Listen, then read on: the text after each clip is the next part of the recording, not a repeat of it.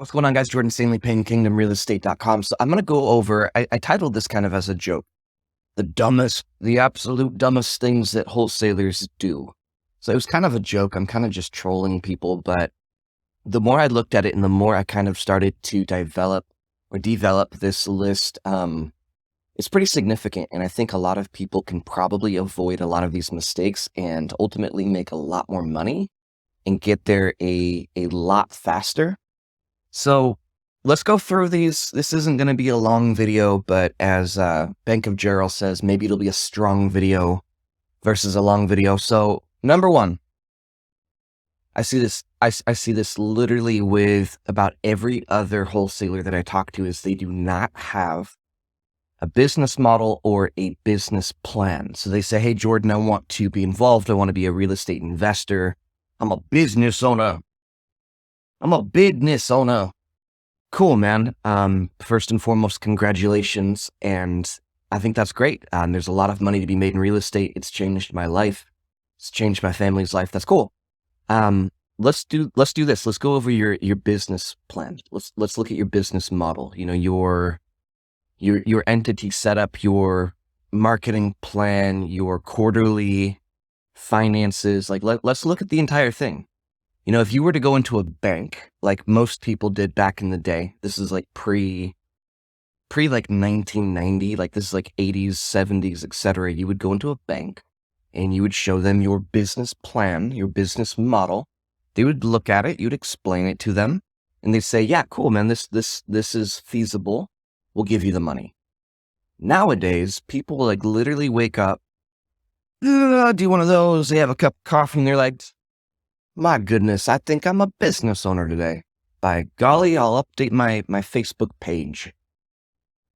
None of these people have a business plan. They don't have a business model. They literally learned about it on YouTube or a podcast, or they Googled it, decided, now I'm a wholesaler.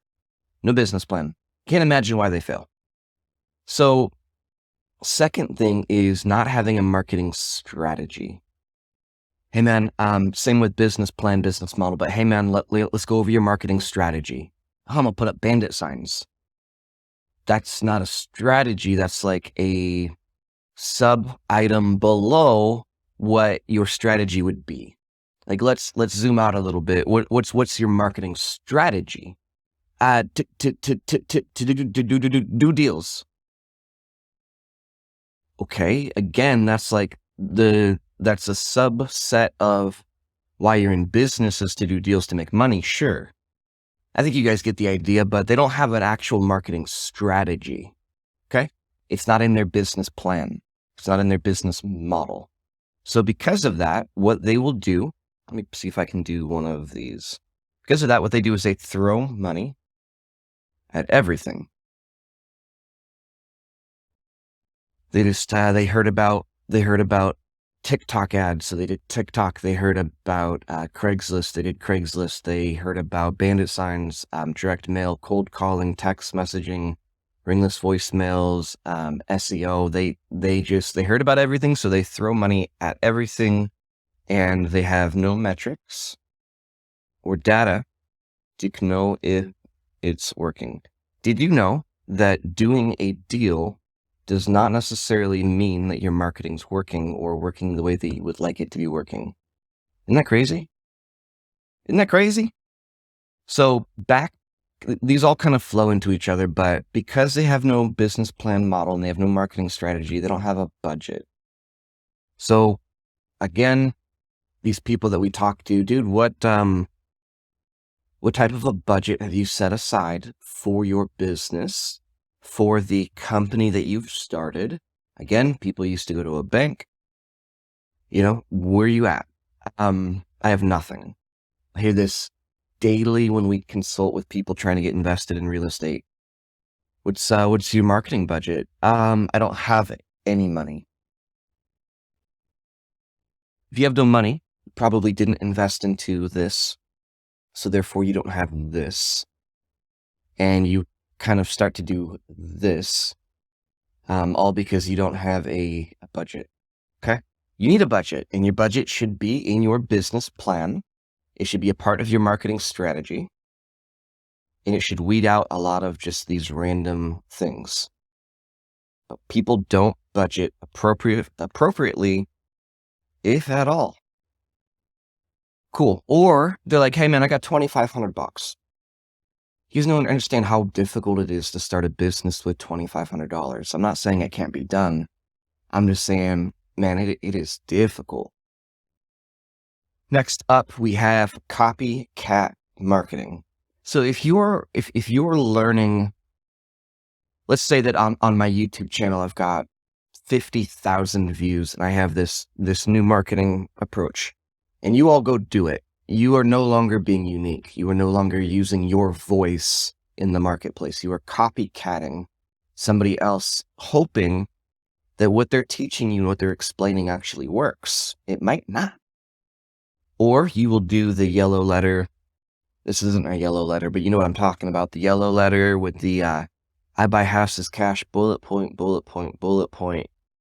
Those are like the typical like pains and problems, call, text, blah, blah, blah. That is called copywriting. The act of writing marketing copy is called copywriting. That's specific. I buy houses cash, bullet point, bullet point, bullet point, end with like 2 sentences at the bottom. Excuse me. That's almost 50 years old. So you're using 50-year-old copywriting. Does it still work today? I mean, I think technically anything will work if you throw enough time and energy and money at it eventually. Is it the best way to do it? Is it the quickest? Is it the most efficient? Absolutely not. So you need to be unique. The most unique person wins. This was why when I was doing my wholesaling stuff and dominating in that field, I was crushing it because I was just super unique, man. I was this like goofy looking, at that point, 25-year-old kid that I was bald, had this big beard. I kind of looked like a lawn gnome. And I was just running around dominating because I was unique, and my copy and my marketing was unique, and my business plan and my model was unique. How I was marketing and the strategy behind my marketing strategy was dope. And it worked. Next up, and I'm going to put this one in red because this one is a pretty doggone big no-no. Again, this is like the dumbest things that wholesalers do is they hide, or they try to hide, what they're doing. So this could be from the county. This could be from the real estate agents. It could be the fact that they're assigning a contract.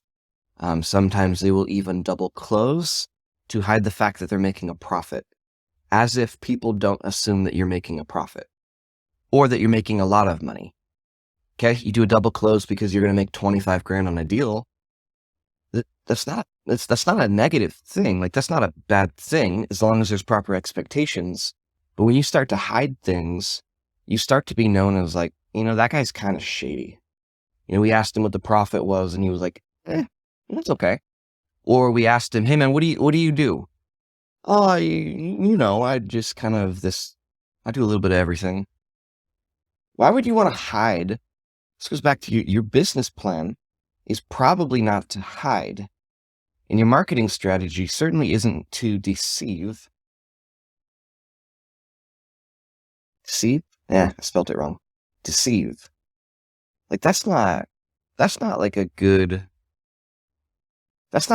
business plan. So they don't understand what they're doing, so they try to hide it.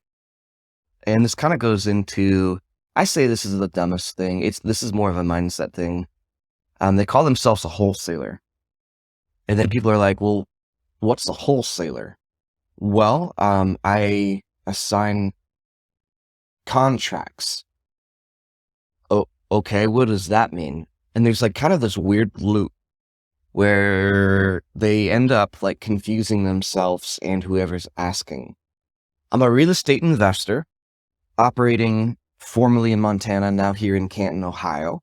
What I do is I source off-market properties for my investment team. Oh, okay. Yeah. Epic. Great. I'm not a wholesaler. I'm a business owner, right? I'm a business entrepreneur. I'm active. I'm participating in the market. I work with buyers, I work with sellers, I work with the title companies. Sometimes I work with private money. I work with contractors. I am a real estate investor, and I primarily source off-market properties for my investment team. That's my strength. That's my strategy. That's my marketing approach in my business model. Cool. This one, I'm going to make this one red. This one will get you in a lot of trouble. So if you are not licensed, this is just about, I think it is across the board, but I'm not in every market, so I'm not going to say that for sure. But for the most part, if you have a property under contract and you're trying to assign that contract and you are going to market that contract, if you're not an agent, that is illegal. Okay? A lot of people get in trouble. I started to see different states and different counties that started to attach like pretty hefty fines. So let's say that you are marketing 10 contracts and it's a $10K fee. You're licensed. 100 grand is what you owe us. Oh, you don't have 100 grand? What do you think they do? I never, ever, ever, ever market, back to my marketing strategy, I never market my contract. There's a big difference. There's a difference between I have a relationship with my investment team, your buyer. You know their criteria ahead of time. When you find something that you think meets their criteria, you mention it and ask them if they're still buying within that criteria. Pretty simple. When I say market, I'm talking about blasting this out to a big email list would be considered marketing, posting on Facebook, posting on Craigslist, Facebook Marketplace, etc. Any type of public marketing, if you're not an agent, is going to be illegal. It's not the same thing as texting my buyer or calling a buyer. That's not mass marketing. Mass marketing, public marketing. Okay? Don't do that. You don't need a massive buyers list. Okay? You just don't. We were doing, like when I first started, we did 500,000 in, it was my first 10 months, but it was really like the last 4 or 5 months of that time period. We had 3 buyers. 3 buyers. 500 grand. You don't need a massive buyers list because what are they going to do? They're going to daisy chain. A lot of people in that, and by the way, somebody's going to point this out. That's not a daisy. It's the only flower I could find on my little keyboard thing here. Because of the buyers list, they have other wholesalers and other agents, etc. Most of the people on a buyers list aren't actually buyers. So they mass market it to their massive buyers list and they start to get daisy chains. Now, let's just say that you do have it under contract. Bob has it under contract, emails it out. Cindy now picks it up and is now marketing it, the contract. Okay? An agent starts to mention it to her buyers because she's on your massive email list. Before long, even though technically you didn't do it, you ended up mass marketing or public marketing. And who's in trouble? Well, who has the contract? You. I have a very, very, very, very, very, very, very small buyers list. Okay? I never have a daisy chain. I never have these weird markups. A markup can happen on a daisy chain. If another wholesaler is now marketing it, and then another wholesaler picks it up and another and another and another. I don't do that. The other thing is marking up. There's offer down. Okay, this is stupid stuff that wholesalers do. So mark up would mean, let me give you guys an example. Seller says 100K. Mark up to 125K. Then offer to buyers. retarded. This is stupid. Rather, do it like this. Buyer says, let's just use the same example. 125, you offer 90, 80, 75, whatever. So rather than marking it up and then trying to get your buyer to approach it that way, if you would ask your buyer what they're trying to do and what price point, because let's just say, so on this one, there's a 25K markup and 125 would be the markup on this one's $25,000 assignment versus your buyer says 125, you offer 80, they come back at 90. See what I'm saying? So you can actually make a lot more money if you start with your buyer. What's your criteria? What are you trying to buy? Where would you be at financially on this 3-bed, 2-bath? It needs repairs, blah, blah, blah, blah, blah. 125 is about where I would need to be. You can make more money by offering less to the seller than what your buyer is willing to pay versus everyone marks up their stuff and it makes no sense to me. They are guessing on their assignment fee. I think I can mark this up 25 and get 25 grand. Here's another scenario. You guessed. You were wrong. Buyer is at 98K. Okay. You got it for 100. Your buyer ends up being at 98. You tried to mark it up 25. You're actually in the hole 2 grand in this scenario because you guessed and you were wrong versus your buyer's at 98. You offered 80. Now you're good.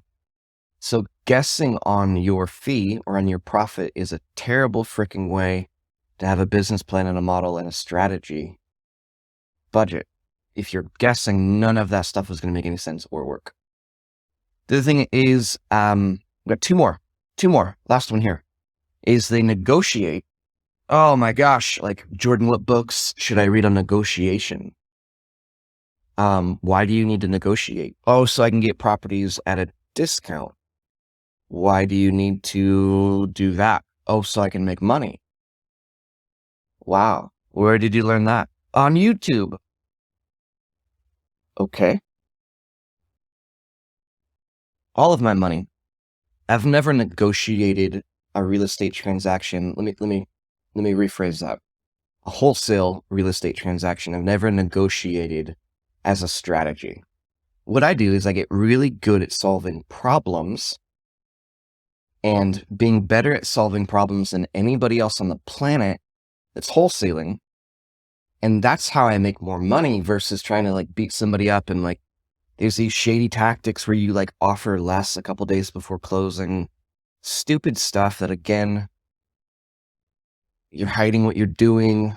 You have a really SHITTY business plan and business model.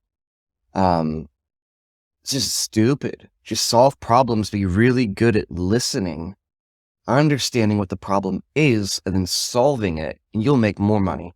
Last thing here is most people, the dumbest thing they do is they don't join the Kingdom Real Estate. So guys, we've been doing this for a decade. We have there's 20,000 hours of content and curriculum, documents, PDFs, contracts, live calls, mentorship calls. I meet with people every single week. We've got this accountability stuff. We do JV deals like mad. Get in the kingdom. Literally, if you go to thekingdomrealestate.com and then click on Elevate, this used to be $997. It's now $97 a month right now. I think that price point is stupid. Probably a mistake for us to do it that cheap. We've got stuff all the way up to 6-figure investments, but we want to give people an opportunity to avoid all of this stupid stuff. This just causes stress and anxiety, and it makes people go broke, and it's the wrong way, and it's illegal, and it gets people in trouble. And even if they don't even understand what they're doing, it's getting them in trouble. And none of these quote unquote gurus are showing you some of this stuff that's actual real life. $97 a month. It's literally the best investment you can make right now. You guys go to thekingdomrealestate.com and then click on Elevate. Just scroll down for like 1 second. You'll see Elevate on the left. Click on that. I would love to meet you guys on Monday and start helping you guys through your business. We have a nationwide network of buyers and other wholesalers. Let's get a deal done. Let's make it happen. Guys, hopefully this was helpful. I know I'm kind of trolling people a little bit, but hopefully it was helpful. It makes sense. Appreciate you guys, and we'll talk soon. If you liked what you just heard, great. We would love to chat with you more and to see if you're a great fit for our community. You can do that by emailing us at admin@thekingdomrealestate.com, or you can check the description below to book a call with us. Have a day.